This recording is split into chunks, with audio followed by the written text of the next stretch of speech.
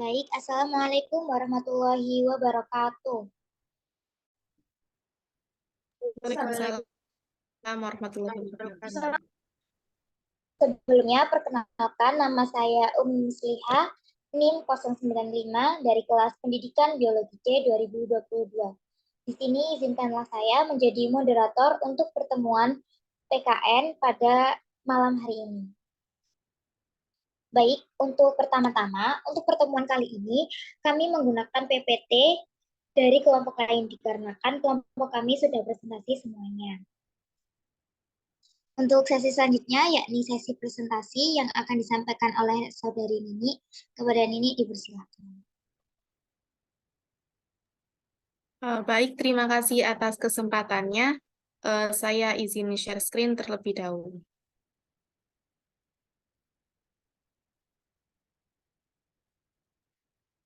Apakah sudah terlihat? Sudah Nini. Baik, langsung kita mulai saja diskusi kali ini. Pada diskusi kali ini, kami akan membahas mengenai konsep dasar korupsi.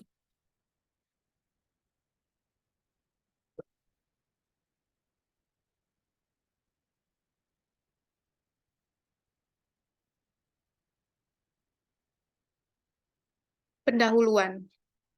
Korupsi di Indonesia merupakan perilaku yang sudah membudaya dan fenomena ini umum dijumpai di masyarakat. Keprihatinan muncul karena perilaku korupsi ditemukan baik di lembaga pemerintah maupun swasta, serta melibatkan pimpinan lembaga yang menjadi role model bagi generasi muda. Perilaku korupsi dapat menyebar bagaikan metastatis pada sel kanker yang menyebar dengan dahsyat dan bisa mengikat sel-sel tubuh lainnya. Dengan kata lain, korupsi dapat menulari dan mempengaruhi orang maupun sistem dengan tersembunyi, menyebar dan berkembang biak tidak terkecuali di kalangan orang muda. Upaya yang telah ditempuh dalam mengurangi kasus korupsi adalah melalui aspek hukum. Namun, upaya preventif melalui aspek pendidikan yang mampu membongkar budaya korupsi belum banyak diterapkan. Dengan begitu, peran pendidikan anti korupsi sangat penting dan merupakan upaya preventif dalam membangun kesadaran dan integritas diri generasi muda terhadap perilaku koruptif. Selanjutnya, masalah yang dibahas pada bab kali ini yaitu pengertian korupsi, faktor penyebab korupsi, bahaya korupsi, strategi pemberantasan korupsi, pendidikan anti korupsi, dan pelaporan tindak pidana korupsi. Pembahasan yang pertama, kata korupsi menurut Kamus Besar Bahasa Indonesia berarti penyelewengan atau penggelapan uang negara ataupun perusahaan dan sebagainya untuk keuntungan pribadi atau orang lain. Secara etimologi berasal dari bahasa Latin corrumper, corruptio, corruptus yang bermakna menghancurkan. Sedangkan secara terminologi, korupsi artinya menerima uang sogok, menyelewengkan uang atau barang milik perusahaan atau negara, menerima uang dengan menggunakan jabatan untuk kepentingan pribadi. Lalu perbuatan korupsi sendiri selalu mengandung unsur penyelewengan atau dishonest atau ketidakjujuran. Sesuai dengan Undang-Undang Nomor 28 Tahun 1999 tentang penyelewengan negara yang bersih dan bebas dari korupsi. Kolusi dan nepotisme disebutkan bahwa korupsi adalah tindak pidana sebagaimana dimaksud dalam ketentuan peraturan perundang-undangan yang mengatur tentang pidana korupsi. Selanjutnya yaitu pembahasan yang kedua. Faktor penyebab korupsi dapat dilihat berdasarkan faktor internal dan faktor eksternal. Faktor internal antara lain perilaku individu, seperti sifat tamak manusia, moral yang kurang kuat menghadapi godaan, gaya hidup konsumtif, tidak mau atau malas bekerja keras, dan aspek sosial masyarakat. Lalu ada juga faktor eksternal antara lain aspek budaya, di mana masyarakat sudah menganggap biasa terhadap tindakan korupsi, aspek ekonomi, aspek politik, dan aspek organisasi. Adapun faktor-faktor yang mendasari penyebab dari korupsi di Indonesia. Yang pertama ada penegakan hukum tidak konsisten, di mana sifatnya sementara yang selalu berubah setiap berganti pemerintahan. Selanjutnya yaitu langkah anti korupsi. Sistem dan pedoman anti korupsi hanya dilakukan sebatas formalitas. Lalu budaya memberi upeti, imbalan jasa dan hadiah, Lalu konsekuensi bila ditangkap lebih rendah daripada keuntungan korupsi. Saat tertangkap bisa menyuap penegak hukum sehingga dibebaskan atau setidaknya diringankan hukumannya. Selanjutnya, budaya permisif atau serba membolehkan. Tidak mau tahu, menganggap biasa bila sering terjadi. Tidak peduli orang lain asal kepentingannya sendiri terlindungi. Lalu juga ada gagalnya pendidikan agama dan etika. Pembahasan yang ketiga, bahaya korupsi terhadap individu dan masyarakat, yaitu berdampak negatif terhadap standar moral dan intelektual masyarakat. Ketika korupsi merajalela, maka akan menimbulkan iklim ketamakan. Selain itu, korupsi juga dapat mengakibatkan sikap individu menempatkan kepentingan diri di atas segala sesuatu. Selanjutnya, bahaya korupsi terhadap generasi muda adalah rusaknya sikap moral dan karakter generasi muda, sehingga mengakibatkan pribadinya terbiasa dengan sikap tidak jujur dan tidak bertanggung jawab. Bahaya korupsi terhadap politik, yaitu dapat mengakibatkan lahirnya pemerintahan dan pemimpin masyarakat yang tidak legitimate di mata publik, sehingga masyarakat tidak akan percaya terhadap pemerintah maupun pemimpin. Akibatnya, mereka tidak akan patuh dan tunduk pada otoritas pemerintah. Lalu, bahaya korupsi pada tatanan perekonomian mikro itu apa aja sih? Yang pertama yaitu ada menurunnya kualitas taraf hidup rakyat, sulitnya masyarakat memperoleh pendapatan ekonomi, meningginya pola pengeluaran masyarakat, tingkat kesehatan masyarakat semakin buruk, dan menurunnya kinerja sektor produksi, distribusi, dan industri. Lalu ada juga bahaya korupsi pada tatanan perekonomian makro, yaitu merosotnya pertumbuhan ekonomi nasional, semakin tinggi tingkat inflasi, semakin rendahnya kinerja investasi nasional, nilai tukar mata uang rupiah merosot, dan semakin rendahnya kinerja perbankan nasional. Lalu pembahasan yang keempat, partisipasi dan dukungan dari masyarakat sangat dibutuhkan dalam mengawali upaya-upaya pemerintah melalui KPK atau Komisi Pemberantasan Korupsi dan aparat hukum lain. KPK yang ditetapkan melalui Undang-Undang Nomor 30 Tahun 2002 tentang Komisi Pemberantasan Tindak Pidana Korupsi untuk mengatasi, menanggulangi, dan memberantas korupsi, merupakan komisi independen yang diharapkan mampu menjadi martil bagi para pelaku tindak KKN. Adapun tugas KPK adalah sebagai berikut: membangun kultur yang mendukung pemberantasan korupsi, mendorong pemerintah melakukan reformasi publik sektor dengan mewujudkan good governance, membangun kepercayaan masyarakat, mewujudkan kebersihan penindakan terhadap pelaku korupsi besar, dan memacu aparat hukum lain untuk memberantas korupsi. Lalu ada juga strategi pemberantasan korupsi dalam pemberantas korupsi di Indonesia, di antaranya yaitu mendesain ulang pelayanan publik, memperkuat transparansi, pengawasan, dan sanksi pada kegiatan-kegiatan pemerintah, meningkatkan pemberdayaan perangkat-perangkat pendukung dalam pencegahan korupsi, dan penegakan hukum dalam rangka pemberantasan korupsi harus dilakukan secara terpadu dan terintegritas.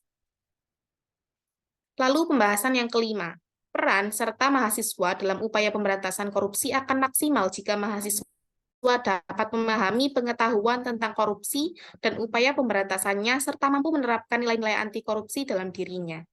Anti korupsi merupakan semua tindakan yang melawan, memberantas, menentang, dan mencegah korupsi. Sementara pendidikan anti korupsi merupakan upaya memberikan pemahaman dan penanaman nilai-nilai kepada peserta didik agar berperilaku anti korupsi.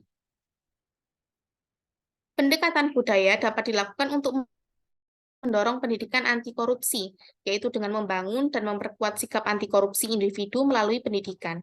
Tetapi pendekatan ini cenderung membutuhkan waktu yang lama untuk melihat keberhasilannya. Namun hasilnya akan berdampak jangka panjang atau long lasting. Tujuan membangun karakter anti korupsi mahasiswa diantaranya yaitu mencegah orang lain untuk tidak korupsi, mencegah diri sendiri untuk tidak korupsi, dan mampu mengenali dan memahami korupsi. Ada juga nilai-nilai yang dapat ditanamkan melalui pendidikan anti korupsi, yaitu kepedulian, kejujuran, kemandirian, kedisiplinan, kesederhanaan, tanggung jawab, keberanian, kerja keras, dan keadilan. Keberhasilan KPK dalam menangkap koruptor ternyata merupakan hasil dari peran serta dan kepedulian masyarakat masyarakat dalam melaporkan kasus korupsi yang terjadi di sekitarnya. Masyarakat dapat menyampaikan pengaduan kepada KPK melalui surat, datang langsung, atau melalui KPK Whistleblower System atau KWS. Melalui fasilitas ini, kerahasiaan pelapor dijamin dari kemungkinan terungkapnya identitas kepada publik. Jadi kesimpulan pada diskusi kali ini yaitu korupsi merupakan suatu tindakan yang memperkaya diri dan secara langsung merugikan negara atau perekonomian. Faktor penyebab korupsi dapat berasal dari faktor internal maupun eksternal. Dalam upaya pemberantas korupsi diperlukan partisipasi dan dukungan dari masyarakat untuk mendorong upaya-upaya pemerintah melalui KPK atau Komisi Pemberantasan Korupsi dan aparat hukum lain. Selain itu, sebagai agent of change, mahasiswa berperan penting dalam upaya pemberantasan korupsi dengan cara menanamkan nilai-nilai anti korupsi dalam dirinya, serta dapat mencegah dirinya sendiri ataupun orang lain untuk tidak melakukan tindak korupsi. Ini merupakan daftar rujukan yang telah dicantumkan oleh Rose sebagai pembuat PowerPoint pada diskusi kali ini. Terima kasih atas kerjasamanya, teman-teman. Wassalamualaikum warahmatullahi wabarakatuh. Waalaikumsalam warahmatullahi wabarakatuh. Baik, terima kasih Nini atas presentasinya. Untuk selanjutnya yakni sesi tanya jawab. Kepada teman-teman, apabila ada yang ingin ditanyakan, bisa langsung menekan fitur raise hand.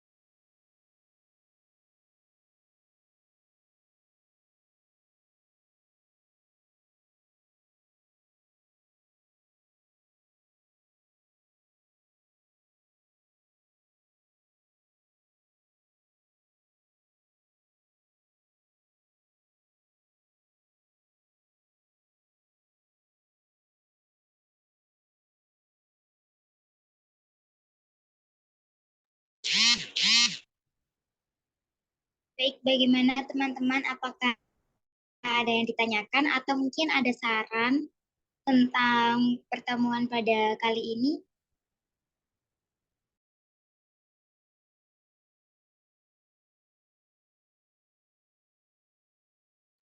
Sepertinya tidak.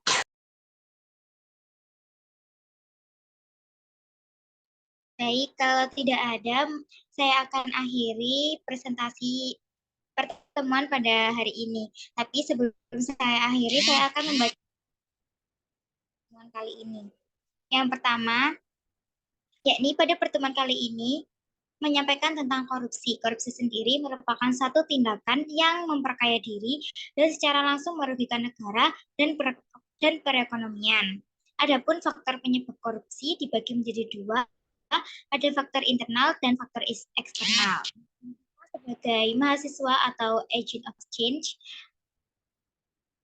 memiliki peran penting dalam upaya pemberantasan korupsi. Yang pertama yaitu menanamkan nilai-nilai anti korupsi, dan yang kedua mencegah dirinya sendiri ataupun orang lain untuk tidak melakukan tindakan korupsi. Baik, itu kesimpulan yang dapat saya sampaikan. Kurang lebihnya mohon maaf apabila ada salah kata dari saya. Terima kasih atas kehadiran teman-teman semua. Saya akhiri. Wassalamualaikum warahmatullahi wabarakatuh. Waalaikumsalam warahmatullahi wabarakatuh.